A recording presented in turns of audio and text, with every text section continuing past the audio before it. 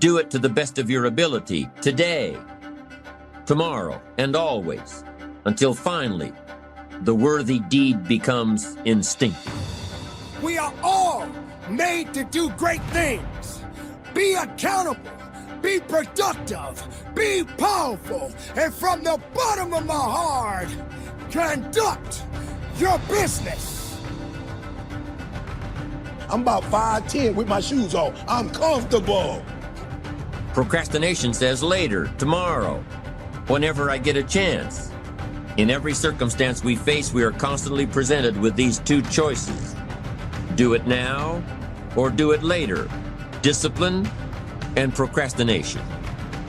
A choice between a disciplined existence bearing the fruit of achievement and contentment, or procrastination, the easy life for which the future will bear no fruit, only the bare branches of mediocrity. The rewards of a disciplined life are great, but they're often delayed until some time in the future. The rewards for the lack of discipline are immediate, but they are minor in comparison to the immeasurable rewards of consistent self-discipline. The time has come. The moment of truth is here.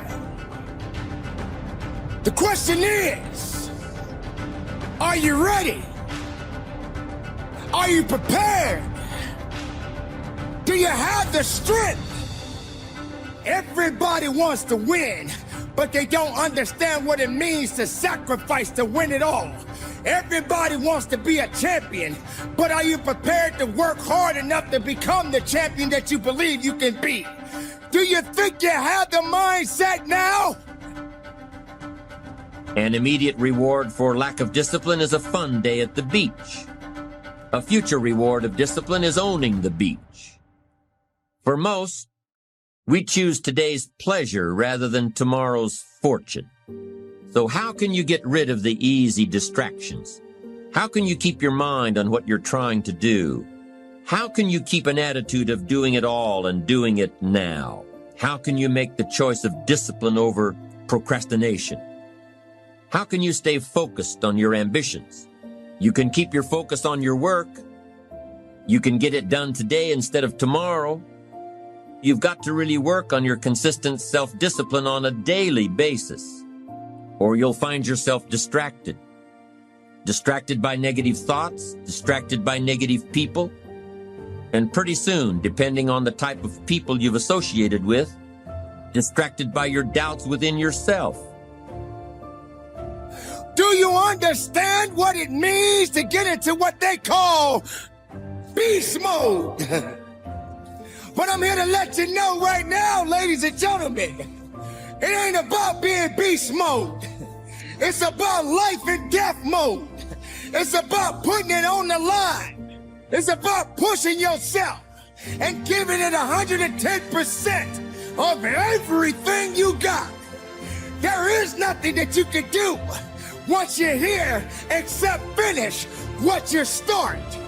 When the weakness starts to talk to you and whisper sweet nothings in your ear, you got to recognize that that conversation doesn't help you. That conversation that you're having with weakness is not gonna build you. It's not gonna push you. It's not gonna lift you. You got to recognize that there's work that must be done. You got to be responsible. Dude, like, are you sure? I'm comfortable. Married 5'10". Been married 30 years 5'10". 2 beautiful kids 5'10". I don't need to be 6'6". That's your life. I see dudes 6'10". I'm like, you wasting it. You bragging about you 6'8". You wasting the height. I'm using all my 5'10", bruh. I'm using all of it. Not to be funny, I ain't never got beat up. I use all my 5'10". I ain't been broke. I use all my 5'10". I use my mouth. I don't dream to be 6'4". I love my life. Y'all gotta start loving your life. And whether you make it to the league or not, you are not who you are because of the league. You are who you are because of who you are. And if you make it to the league, then the league is gonna be blessed with your presence. Are you hearing what I'm saying? Be comfortable on who you are. Be comfortable if y'all poor. If you come from a family right now that's broke, use that to your advantage. I use that to my advantage that I was a high school dropout, that I was homeless. You got to be capable. You got to be willing to work for what you want. I know sometimes people like to talk the talk. I know some people like to pretend to be something they're not. I know sometimes people say they're lying, but you can't be a lion if you don't understand the rules of the jungle.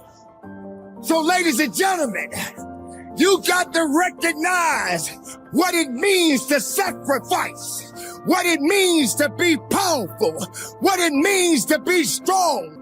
This is your moment to shine. And if you're not willing to shine, then step aside. If you're not willing to work, then this is not the place for you. You got to toughen up. You got to look up. You got to build up. If you want it, this is the time to go get it. But you got to work for it. You got to believe in it. You got to trust in it. You got to let the power flow through the veins. Once that becomes your reaction to not change that thing that meant so much to you, that you dedicated your life to making it come true, that you don't change that, but rather you find another way, you tap into your creativity, you find somebody that can help you, you do whatever it takes to get on the other side of that, you do whatever it takes to build that life that you want to see. But if your reaction is to change your goal, to make it easier, to move it closer, to be less of who you could be, simply so you can check a box, you're never going to have anything that's worth having. Also, if you want to have more confidence and self-love, check out my 254 series. They're free. The links to join are in the description below. There's a gap between who people are and what they tell you they want to accomplish. You can tell the world to eat less and exercise more, and it will work for every single person ever that's ever done it. But the reality is, the vast majority of the world will not do that. What you think about yourself is, at the end of the day, the single most important thing. That I ate out of trash can. I love dealing with a dude who think because he come from money, he better than me. Let's go. Let's go. You got money, but do you got that dog? Yeah, you got money, you got privilege, but do you got that dog? Do you got that stamina? So yeah, you might have something I don't have right now, but if I work hard, I can have what you have. So as I leave, guys, if you a person who respect, like when you walked outside, if you speak to people, just because the people you running with don't speak to people, don't you do what? Don't you not speak? You like, yo, y'all do y'all. But I speak. What's up, bro? Like my man gave me a firm one when we was out there. He gave me a firm one. I remember him because of that. He looked me in my eye and said his name. Are you hearing me? Don't forget who you are. Don't forget where you come from. My last name is Thomas. I represent my stepfather who stepped in my life because my old dude didn't want to be there. I represent him. I could change my name if I wanted to, but everywhere I go, I respect the man who came in for me when my father wasn't there for me. As Haroon Yahya noted, I always wonder why birds stay in the same place when they can fly anywhere on Earth. And then I ask myself the same question. As Mark Twain put it, the secret of getting ahead is getting started. And that's where people get stuck. You're literally like the bird. You could fly anywhere you want. You can go anywhere you want to go. And look, I know you've got a litany of excuses and all of them are valid. You've got a job, you can't just leave, or you don't have a job and you don't have the money. Your family is in one place. It's the only thing that you've ever known. You only speak one language. You've never traveled before. You don't have a passport. You can't afford the gas money. There are 1,000 real reasons not to go. But the truth is that none of them matter. The truth is, if you want to build something in your life, then you have to remember what Mark Twain said. You have to get started.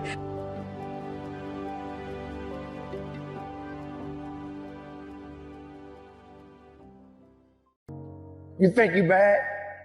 How bad do you really think you are? Are you really bad enough to know what it is that you want? Are you bad enough to go through the challenges in life? Or are you just someone that like to fake the funk? Pretending to be something that you're not? How bad do you really want it? Do you understand what that means? Do you understand how aggressive you gotta be? Do you understand even when you're aggressive, you still gotta have patience? Do you really understand the work that has to be applied to it? Because you can want all day long, but if you don't apply action to it, then how can you achieve? How can you achieve the greatness that's within you? How bad do you really want it? Do you want what's coming? Or do you even understand what's coming? Can you even comprehend it? A lot of people ain't ready for it. Maybe you're not ready for it. Maybe you're not understanding exactly what it's gonna really take to get to that point in your life where you can accept the fact that, hey, this is it. I got to put that work in. I got to apply myself. How bad do you want it? That's all you ever talked about. It's all you ever dreamed about. All you did was wait around, hoping that someone was just going to hand you the keys to the city. No one is just going to hand you over their keys and expect you to drive. In fact, you don't even have a license to understand what it means to get what it is you really want. So if you're not in the mindset, if you're not prepared, if you're not willing, if you're not able, you can forget about it. You don't have to have a complicated idea to make a difference in your life. What you need are ideas that you apply. Most of us go through life sleepwalking, never really discovering our true potential, never enjoying life to its full extent. And so, therefore, I think that there are some things that we need to begin to do to take charge of our destiny. Joy comes when you're spontaneous. It's really hard to be truly happy when you're not being yourself. And most of us have no clue who we are. And so a big part of my work, if you've ever been to an event, you know, is to get people to do things spontaneously without thinking, because that's when the real you shows up. That's when the energy comes alive. And when you do that, when you start to connect to your true nature, suddenly there's energy available for you to set a higher standard for what you want in your life. That's what this is really all about. And when I talk about standards, when I talk about, shoulds versus musts, think about your own life. I know there have been areas in your life where some point in time you just shifted and you raised the standard and your life changed. Because whatever people have their identity attached to, they live. We live who we believe we are. That's just how it works. It's just kind of like, I'll give you an example. Look at your physical body. Your physical body today is an absolute reflection of only one thing, not your goals, not your desires, but your standards. The identity you have for yourself. If your standard is you're an athlete, then there's a certain amount of strength, a muscle tone, and energy that's available in your body on a regular basis because that's who you are. And so you do whatever's necessary to maintain that identity. Again, the strongest force in the human personality is this need to stay consistent with how we define ourselves. So think about this idea. What does it take to be in charge of your destiny? Well, you got to begin to develop some skills, and you got to ask yourself a question. What do you have going for you? What is it that you have going for you right now that's a real plus for you? What is it that you have going against you? What kind of training do you require? What is it that you need to learn? See, you make money only one of three ways in an economy of this nature. You have to have a skill, like I've developed the skill to become a speaker, or have some specialized knowledge, or have a particular product or service that you can provide for the public. The two controlling forces have directed your life and kept you at times from taking action. And those forces, again, are the twin forces of pain and pleasure. Remember, everything we do in life, we do out of our need to avoid pain or a desire to gain pleasure. As you begin to look at life, as you begin to look at the things you want to do, decide that you're going to become the active force in your life. Decide that you're not going to go through life feeling like a victim. Decide that when things become challenging, and they are, that you're not going to personalize it, that you're going to look at it, and you do whatever you must do in order to work things out and learn from it.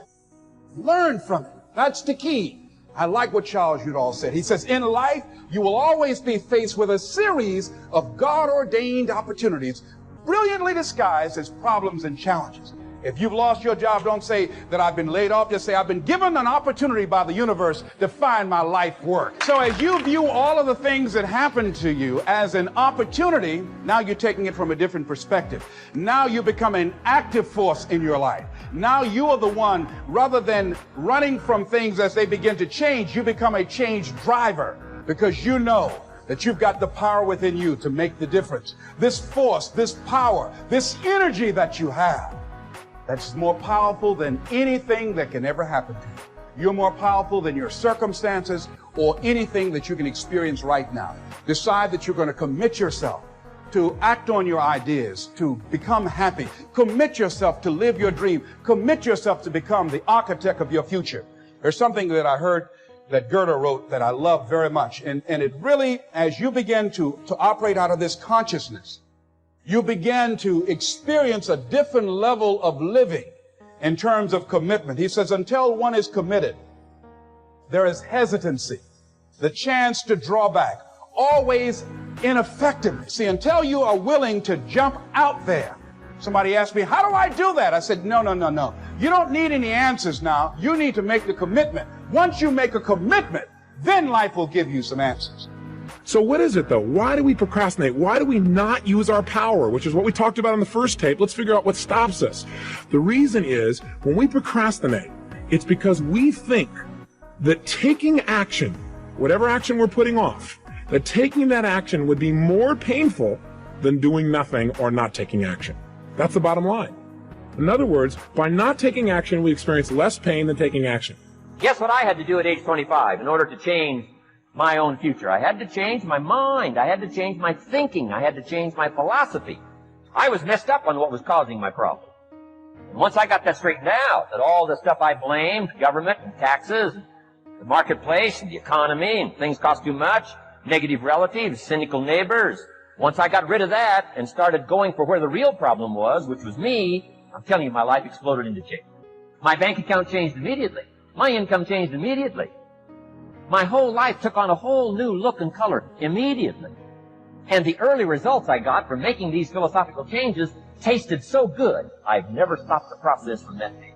And I'm telling you, with a little consideration of the refinement of your sail, by setting a better sail, refining your philosophy, your whole life can start to change from today on. You don't have to wait till tomorrow. You don't have to wait till next month. You don't have to wait till spring. You don't have to wait till 93. You can start this whole process immediately. I recommend it. Now, some people do so little thinking, they don't even have their sail up. I mean, you can imagine where they're going to wind up at the end of this week, at the end of this month, at the end of this year. Now's the chance to change, process all this information. So number one is philosophy. And we dealt with all that, where we get ideas, personal experience, from other people's experiences. I don't want to get into all those details because we covered that the last time I was here. But philosophy, that's number one. What is procrastination? It's the opposite of using your personal power. It's being immobilized. It's needing to do something and not following through. I call it the silent killer because it grows on you. It just kind of creeps along until pretty soon it's taking control of your life. Pretty soon you find yourself immobilized in a bunch of areas and you don't even realize it. You don't even notice all the freedom you've given up just because of procrastination. I'm in the only profession there is no school for. You can't go to school for comedy. There's nothing available for comedy. You're either born this way or you're not. But you could go take lessons and then, you just got to get around the scene out here. It's hard. It take a long, young people, you just got to understand, it take a long time to make a lot of money. Quit thinking you finna just hit it. That's not how this works. It take a long time to make a lot of money. I just got this money summer before last. I'm 61 years old. I just got this money summer before last. Took me a long time, man. But there's joy in the process too. See, you got to enjoy the process. You got to be grateful when you're making $50,000. Then you got to be grateful when you get to $75,000. You got to be grateful at $80,000. A lot of people stay pissed off because they ain't a millionaire. But I got news for you. If you pissed off where you are right now, you'll never be a millionaire. You want me to tell you why? Because there is a principle of success that God requires our gratitude. The more you're grateful for, the more God will give you to be grateful for. Because see, God, he real smart. He got this system set up real smart. So you can immediately increase your life by being grateful. Instead of complaining about what's going on. Man, I got to go to work today. Man, I got these kids. See, you asked for all this stuff. Remember when you wanted a job? Remember when you wanted a baby? Remember when you wanted to get the new car? Well, the new car comes with some bills. Well, remember when you wanted to get to a bigger place? You got the bigger place. It costs more money. You know what I learned? You can't cry about what's on your plate when your whole goal was to eat. You can't, man. And the moment you start showing God more gratitude, he'll give you more stuff because he's such a fair God. You know, what he do is he's not going to keep giving you stuff if what you got you can't handle already. So he ain't going to put no more on you than you can bear. So while you tripping about all you got to do, he said, well, let me quit giving him stuff to do because he already can't handle this here. You kill more blessings by not being grateful. That's the #1 blessing blocker, lack of gratitude. That's the #1 reason I have what I have, and that's the #1 reason why I'm going to get more, because I just stay grateful for what I have.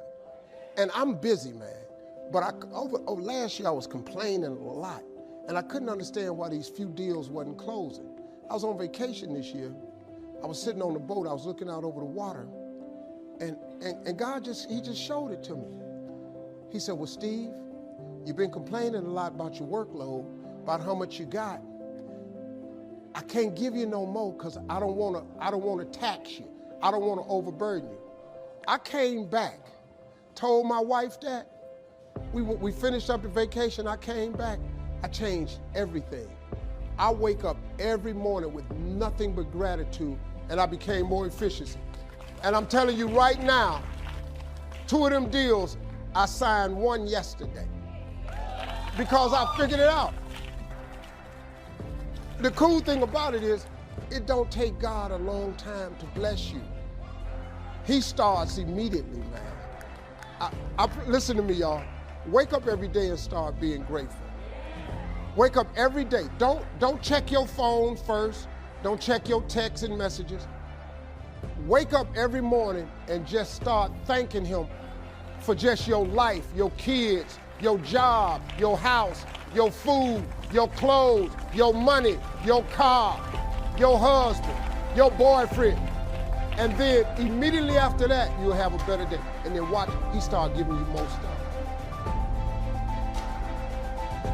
From testimonials and personal experience, we have enough information to conclude that it's possible to design and live an extraordinary life.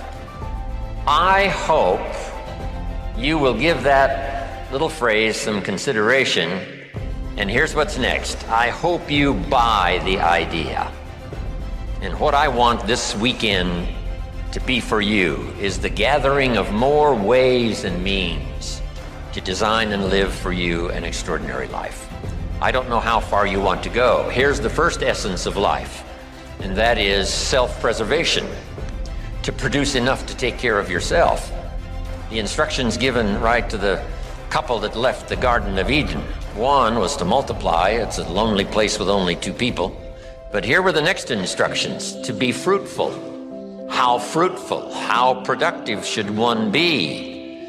And here's #1, to produce enough to survive, to produce enough to take care of yourself. And self-care is important. If you're flying on an airplane, the flight attendant says if for some reason we run out of oxygen, these oxygen masks will fall from the ceiling. And if you have children with you, quickly take care of them, then take care of yourself. No. They say what? Put your mask on first, see to your survival first, then you'll be more capable of taking care of the survival of your children. Isn't that interesting? I was in business with Bob Cummings, the old movie star. We were in the health and nutrition business together back in the 60s, 61, 2, 3. Bob had an interesting saying. Here's what he said: I'll take care of me for you. Will you please take care of you for me? So the first challenge in life is to take care of yourself. It is to survive. But now what's next? Well, all alone, it's a lonely life. So let's say the man now chooses a partner. Now he must figure out how to produce enough for himself and his spouse, his wife, his partner. Someone says, well, why do that? Why not just take care of yourself? And the answer is, it's a very small life. It's a very limited life. We wouldn't call it flourishing. We wouldn't call it abundant. Just taking care of yourself. That is the first rule, but that's only the beginning. So the man gets married. Now he must produce enough for himself and for his wife. And here's the key phrase to make a note of: to live the higher life, a life of togetherness. The storyteller says, it seems even God didn't want to be alone. He created all of these angels. So to join with someone, now you must produce enough for yourself, for your partner. Now, is that it? And the answer is no. How about children? Let us have children. That's a unique experience.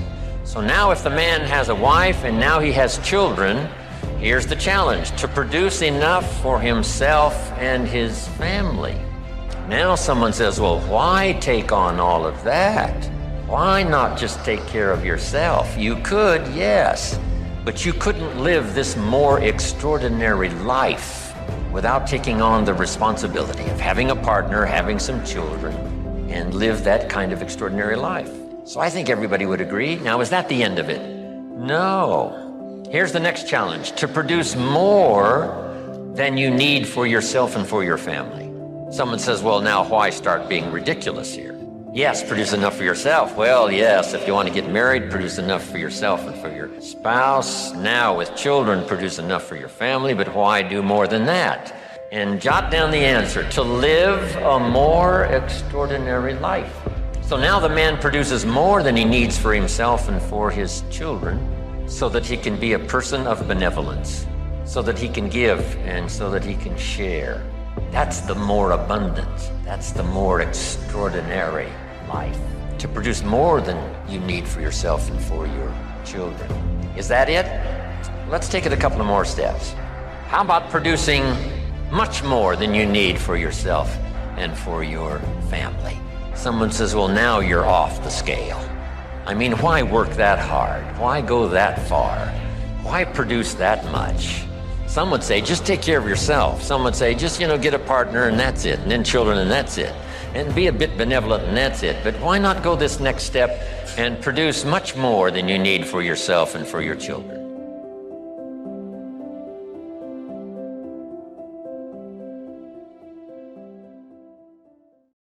There's 6,000 people in here and another 5,000 people in another room with Pete Vargas, okay? There's 11,000 people that are interested in changing their financial condition. There's so much money on this planet, folks. You have to keep remembering. Surround yourself with people that are telling you the truth. And the truth is, there is so much money on this planet that everybody on this stream could be a billionaire. Is that real to you guys? I don't know if you're in the right vehicle. I don't know if you have the right mindset. You probably don't have the right customers yet. But Jeff Bezos thought about being a billionaire before he became a billionaire. Okay? Elon Musk was not a baller his whole life. You're the asset. You are the one that is going to climb the wealth mountain. You're going to be the one. Okay, I'm talking to you right now. You are going to be the one, Eduardo, Tanya, Tracy, Rana, Melissa, Sigal, Rudolph. You're the one that's going to climb this thing. You're the one that's going to go from the lower middle class to the middle class to the upper class to the wealthy. Who here has made a decision to get to the top of the pinnacle? Here's the deal about the decision, folks. You need to make the decision and then keep remaking the decision. You got Bill Gates, Warren Buffett, Jeff Bezos, Jay-Z, and Elon Musk. They all know each other. They've all touched each other. They all hang with each other, okay? Collaborate. Collaborate with power. Who do you want to hang with? Quit taking what this planet gives you. Quit taking your neighborhood. Okay? I grew up in Lake Charles, Louisiana. I hated Lake Charles. I got to tell you, I mean, I'm grateful I grew up there. I'm grateful for my family. I'm grateful for the things I learned. But look, once you go see the rest of the planet, you're like, why am I living here? Why is this all there is? Go to Singapore, Dubai, Sydney, Australia. Go to London, go to Miami, go to LA. Find out where you want to live. Where are the opportunities? Where can you bust out and make it? What would you do? If you're a mountain climber, you're going to probably go visit Mount Everest at some point. Go where you need to go to get where you need to get. The rule of 5. Who do you need to hang out with? Collaborate with power, and then you want to write this down. Pay to play. I had been told this most of my life. I did not trust it. I was skeptical. The easiest way to collaborate with power is to buy a seat at the table. These guys over here, I don't know if you guys can pan over here. Can they see these guys? Look at these guys. Look at these guys. These guys are spending 3 days with me. I'll never forget. I'll never forget. These guys paid $12,000 each to sit in that chair. I look over there, I'm like, man, they're crazy. People crazy. 3 days, I got to look at their ugly faces. Okay? The reality is, I don't know if they're crazy or not. No, I know this. To get to the top of that pyramid, folks, how many believe this? You're going to have to do some crazy shit. To stay where you are, you will have to do some crazy shit. Listen to me. To get to the top, you will have to do something crazy. To stay where you are, you will be forced to do something crazy. When I was asked to make the commencement speech, I immediately said yes. Today is the first day of the rest of your life, or maybe tomorrow or the day after that. Let's call it sometime mid-June. That's not important. The important thing is that you've studied incredibly hard to get to this day. If you're graduating high school, congratulations. High school graduation was my favorite graduation ceremony. It was the only graduation ceremony, really. And to the college grads out there, as I mentioned, I didn't go to college at all, any college. And I'm not saying you wasted your time or money, but look at me, I'm a huge celebrity. If you're graduating from college, I'm so impressed. You're 21 and you've already accomplished more than I had at that age. When I was 21, my biggest accomplishment was I got front row tickets to see Peter Frampton. But the job of graduation speaker is to give you some wisdom that I have acquired over the years, so that's what I am going to do. Here's a little bit of what I know. People who live in glass houses should never throw stones, but they should always wear pants. If you put your money where your mouth is, you might end up swallowing a penny. The shortest distance between 2 points is a straight line, and the longest distance between 2 points is the ladies' room at a WNBA game.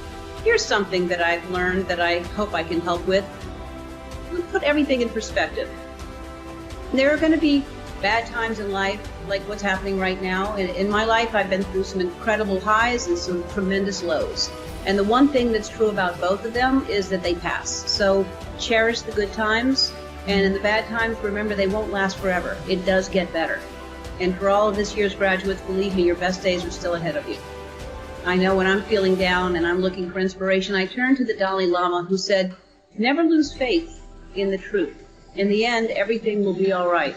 Because players going to play, and the haters going to hate. I'm just going to shake it off. Shake it off. When I finished school, I was completely lost. And by school, I mean middle school. But I went ahead and finished high school anyway. I had no ambition. I didn't know what I wanted to do. I did everything from I shucked oysters. I was a hostess. I was a bartender. I was a waitress. I painted houses. I sold vacuum cleaners. I had no idea. And I thought I'd just finally settle on some job, and I would make enough money to pay my rent, maybe have basic cable, maybe not. I didn't really have a plan. My point is that by the time I was your age, I really thought I knew who I was, but I had no idea. I had no idea what I wanted to do with my life, and the way I ended up on this path was from a very tragic event. For me, the most important thing in your life is to live your life with integrity and not to give in to peer pressure to try to be something that you're not. To live your life as an honest and compassionate person, to contribute in some way. So to conclude my conclusion, follow your passion, stay true to yourself, never follow someone else's path unless you're in the woods and you're lost and you see a path, then by all means you should follow that. When you are doing everything in your power to be the best makeup of yourself, there's always going to be an adversary that's going to try to take that away from you. Now, the best way you can overcome this is having the faith. Now, it doesn't matter what you believe in as long as it's something that's positive that's going to get you through it. A lot of people don't have that ability to be strong. And I'm not talking about the physical aspect of strength. I'm literally talking about the mental and, of course, spiritual aspect of strength. Don't let pride confuse your tears. You got to let that out sometimes. You got to let it go. When I lost my mom years ago, that was the hardest thing that I had to deal with. And to this day, I still think about that woman that gave me life. And I have my moments when I'm happy about the good times, but I also have my moments when she left this world. But that's just one thing. That's just one circumstance. There are many circumstances I could talk about. But I continue to move on. You don't have to knock yourself out with a shovel. You may be saving yourself from a stiff back or a heart attack. And all you had to do was wait. Patience. There's a type of person for whom everything is undertaken out of desire to achieve a goal. They prepare food in order to eat it, not just for the fun of being in the kitchen. They start a business in order to make money. They exercise in order to get in shape. I'm sure that some of these people are very successful, and they are certainly highly organized. But in my opinion, a person of truly strong character sees success as an adventure, not as a point with an estimated time of arrival. The latter approach to me is impatient thinking. Impatient thinking can lead a person into some very big mistakes. First of all, when you are always looking somewhere else, whether it's down the road or up toward the top of the mountain or off toward the left field fence, where you're hoping to hit that grand slam home run, when you're looking off in the distance like that, you often miss what's under your very own nose. That means the pleasure and fun of living which come in the here and now get overlooked for something that not only isn't here yet, but might never arrive. True patience is more than just a waiting game. Patience doesn't mean you sit around hoping for something to happen. Patience is not a passive quality. Sometimes patience can mean doing something else entirely, thinking about another venture, taking off in a different direction, while you give events a chance to run their course. All through his long career on the screen, John Wayne never felt he got the credit and recognition he deserved for his skills as an actor. Yes, his films were consistently successful at the box office, and even today, John Wayne is still the #1 favorite movie actor in the United States. But a big following among moviegoers didn't translate into critical esteem or the respect of his peers. That's what the Duke wanted, and he felt he deserved it too. Then in the last years of his life, he made a movie called True Grit, in which he played a drunken, one-eyed old U.S. Marshal named Rooster Cogburn. That portrayal got John Wayne the Oscar he'd been waiting 40 years for. It wasn't the kind of high and mighty hero role he'd played when he was young that finally got him his award, but it was a role that he'd waited for all his life, and he didn't even know it was coming. A colleague of mine told me this story. He was traveling cross-country on a speaking tour and found himself delayed in Chicago while changing planes. In the first-class traveler's lounge, he fell into conversation with a gentleman who actually looked a bit like John Wayne during his True Grit period. And he was a little surprised to learn this gentleman was actually from New York City. And there was another surprise. Despite his rough-hewn appearance, this fellow traveler proved to be extremely soft-spoken. His favorite pastime was playing chess. But as he talked about his experiences in the construction business in New York City, he also demonstrated that he carried a big stick. His company had developed some of the most important commercial real estate in Manhattan. As successful people always do when they encounter other successful individuals, my colleague asked him how he'd done it. Well, he said, after I got my engineering degree, I spent some years getting hands-on experience in construction. I didn't want to be supervising people in any jobs that I didn't know how to do myself. Later on, when I started putting together my own projects, I had to deal with some pretty tough streetwise operators. Cement company guys, building inspectors, trucking companies. But I never tried to pretend I was any kind of hard case myself. I used to tell them right up front, you play straight with me, and I'll play straight with you. I never tried to take advantage of anybody, but I never let anyone take advantage of me either. You see, I always was, and I still am, a great counter-puncher. Anybody who takes a shot at me in business had better make sure it's a good one, because I'm going to hit back hard. But it's like chess. You don't necessarily hit back right away. You have to be patient. You have to wait for the right moment. You have to let the other guy know, okay, you had your chance. Next time it's my turn. But you don't say that out loud. You don't say what you've got in mind, and you don't say when it might be coming. You just go on, polite and friendly as ever. You don't ever let on that you're waiting for an opening. But you rest assured that your chance will come. It's like any other investment. It takes patience. Patience is the key. Needless to say, those several hours between flights were both informative and enjoyable for my colleague. And we can all learn from this story. Don't concentrate on things you can't influence, like when the planes are going to take off. Instead, focus on things you can control. And when you meet somebody you can learn from, then learn everything you can while you've got the chance. You never know when you're going to come across a book or an article that will provide a piece of information that can transform your life. I would go to real fancy, like Ritz-Carltons and stuff like that, because they had linen towels wrapped up in a basket. And I would take a bunch of them and run hot water on them, and I'd take them in the stall and shut the door, and I'd take my bag and I'd soap up. Then I would wait till the coast was clear, and I'd run out and get a bunch of more rags and soak them up and come out and wipe it off. Then I stand there and dry, put my clothes back on. That's how I bathe every other day, man. And so I was in there one time, and they had a convention in town. And when I got all the stuff, I soaped up.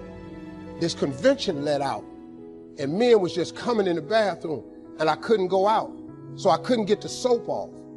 So I let the toilet seat down, and I'm sitting there, man. I just started crying. I said, man, I can't take this no more. I'm finna quit. I'm gonna go call my daddy, just ask him, can I come home, man? I can't do this no more. So before I called him, I called the answer machine, and I got a message. And it says, Steve Harvey, this is Chuck Sutton from Showtime at the Apollo. We saw a tape of you. If you would come to New York Sunday night, this was a Thursday, come to Sunday night, we're gonna put you on TV, Showtime at the Apollo. Put me on TV, that was my dream. But I had a problem.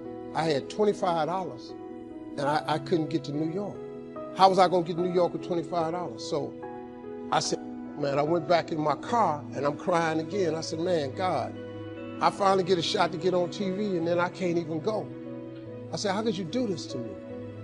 And I'm 30-something now, man. I've been waiting my whole life, and you get me here?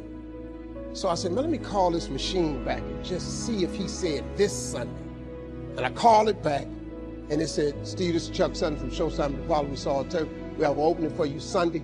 If you could get here, give me a call, let me know. We'd love to put you on TV. So I got ready to hang up, and I heard, boop, you have another message. And I punched in the code, and the message says, Steve Harvey, this is Tom Sobel from the Comedy Caravan. I don't know where you are now, but I have a gig available for you in Jacksonville, Florida, to pay you $150 Friday night. If you can make the gig, let me know. I'm in Pensacola.